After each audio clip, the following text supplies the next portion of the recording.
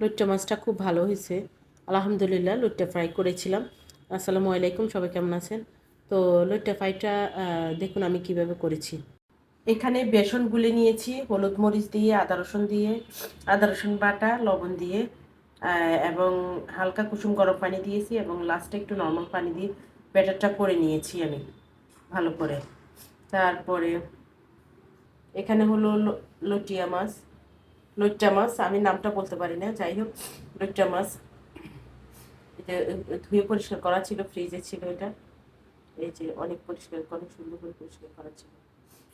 কড়াইটা বসাইলাম, এখানে লইট্টা মাছ ফ্রাই করা হবে। আমি লইট্টা মাছগুলা গোটাই ফ্রাই করব। ভাত দিয়ে খাবে, সাথে ডাল দিয়ে।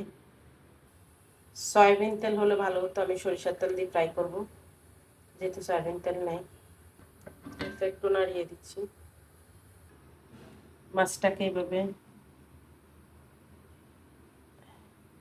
বেসনের ভিতরে চুবিয়ে নিচ্ছি। মাছটা অনেক বড় ছিল, এটা আমি চাইলে টুকরা করতে পারতাম, কিন্তু করা হয়নি।